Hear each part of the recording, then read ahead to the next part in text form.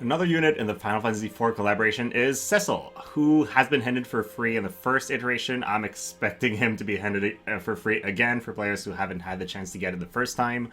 And there are a couple things about him that are really good. He's kind of a unique role where he is a support-oriented unit that can deal a lot of damage. A lot of players have talked about him as a tank. He is definitely not a tank. That is not what he does, but he does enable the other members of your team to survive more by reducing the damage they take. So that's kind of the way that he works.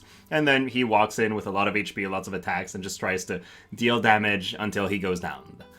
He is a cost 80 unit, so a lot easier on the cost limited content. Standard 3 move, 1 jump with no ways of increasing this, so he's not extremely mobile.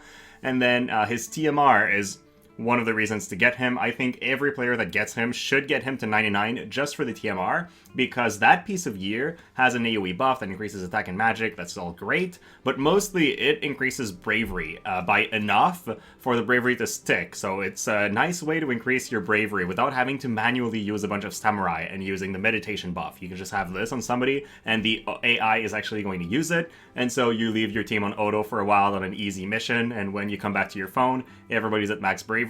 You don't have to manually farm that anymore. So I think everybody needs to get Cecil to 99 for the TMR, and then they can think of whether they can EX him or not. So today we're going to take a look at his stats, his abilities, and just whether he's worth EXing or if you should stop at 99. And in terms of stats, it's hard to find other units to compare him to. He is a handout unit that kind of supports allies more than anything, but does have decent attacking capabilities. So I figured Noctis will have a similar stat line to Cecil, and then Lucio, who is a handout unit that is going to grow. Now, I'm not taking the stats that Lucio has at 99 like we have right now. That's kind of not fair for him. But I will take the stats that he currently has on the JP side, where he is level 120 and at the maximum of his capabilities. And so Cecil has 4,300 HP. He is definitely bulky in terms of HP. 6 defense is also not bad.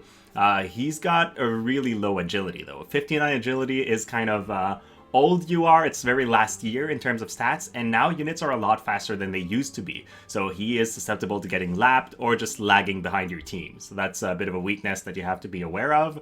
And his attack level is not that high. 450 is not incredible, and he doesn't have many passives to increase his damage either, so he's going to hit hard, but he is definitely not the type of guy that's going to go around and one-shot people. That's not his role. He does have some pretty good resistances, 20 to slash, 15 to piercing, but a weakness to missile and magic. And then resistances to charm and stop, which would be great if you were playing him manually, but charm is not that impactful in auto game modes.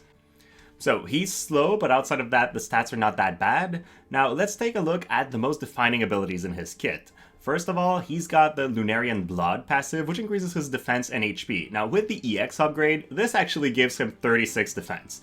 That puts him at Engelbert level of defense, and that is why he will be very bruisey against opposite physical attackers. Now, if they have a lot of defense penetration, that's not going to be the case, and I know we have some characters that can get to 100 defense penetration, so you still have to pick the right targets, but against the right guys, he is going to just stay there forever and not die, because he's got a crazy amount of defense. Then he has a couple moves in his main job where either he's attacking at a short range in multi-hits, he has the ability to increase his own defense and spirit even further, which is pretty good, and then his defining ability is one where he sacrifices a bit of his HP in order to put a physical barrier on his allies in an AoE. If you're playing PvP, that means for 10% of Cecil's HP, 2 of your other teammates are going to have a 50% physical barrier for 3 hits. That is great. You're basically giving Saintly Wall to your allies. This cannot affect him, and you need your allies to be grouped to get the buff together, but that is the reason you would run him. Now, right now, in the meta, there's a bunch of units that are magic-oriented that are doing all the damage. But eventually, you know, when we're fighting Alstoria or some other kind of physical comps are taking over, Cecil might see play, where you just use him to make sure your damage dealer survive a lot longer, and he's there to then die because he's done his job. He also has some decent attacks, a cross-shaped attack that deals a significant amount of damage and decreases attack a little bit, and then his new ability, his 120, was kind of needed for him because he used to not have any way to deal with defense. Now he's got a move that increases his defense penetration before dealing damage, so he will be able to deal some damage at least to a tanky character, deal 200 mod, and then it increases damage as he loses HP. I don't know the exact value there, so we'll have to test and see. He also has a limit break that has a chance to stun, which is good. We've seen what Tifa did with the stun on her limit break, so that's definitely handy, but it's very heavy in terms of AP costs, so unless he's one of the guys on your team with AP refresh, you're not going to see that very often. Now, Cecil can also technically be a magic support. He has in his main sub-job the ability to apply a magical barrier on friends and not himself, but this is not an AoE ability, so if you want this to be used, you have to turn off all the other stuff. It's not the best way to use him, I feel. I feel like if you want somebody to increase magical survivability, you're just going to use Rain's TMR on someone, and you'll have a better effect. Now, I did make a sample build to fight physical teams, and he looks fantastic, actually. 8,000 HP, 1350 attack, it's really good. And then, okay, low agility at 75, but 74 defense. So yeah, if he's not fighting somebody with a lot of defense penetration, he will stay there a very long time and just keep hitting them. And then I was putting Raldor's TMR on him, but you could put AP refresh so he spams his abilities. Really depends what you need.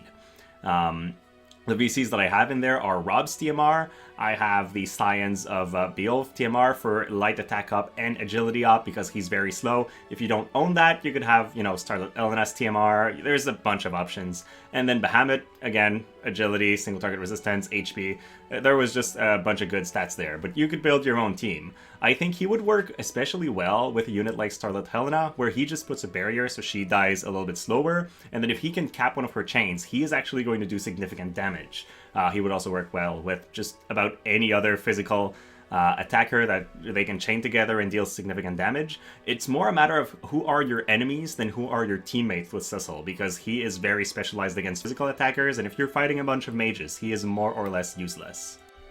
So with all that said, is he worth getting? Well, like I said in the beginning, I think you should get him to 99 for sure, and then getting him to 120 is a tough call. I feel like if you want a handout unit to build, Lucio is probably a much better unit to get and build than Cecil is, just because Cecil has an outdated feeling to him. He has a very unique aspect where he puts barriers on allies, and basically nobody else does that. Warrior of Light has one, but it's lower in potency, and it's not in an AoE. So Cecil has his niche, where he is the only unit that does that.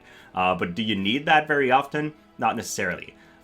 So yeah, I am not going to EX him personally. Unfortunately, my Blossoms are very scarce. I only own 2 right now, so I'm not going to do it. I feel like if you have a bunch of Blossoms and you're getting the Mind Spheres for the event, why not? He's going to be useful once in a while, but he's definitely not a meta-changing unit, and you don't need him by any means. So this is it, trying to keep the EX review very quick. So let me know your thoughts and if you're going to build him. And yeah, thank you so much for watching, guys, and I will see you next time.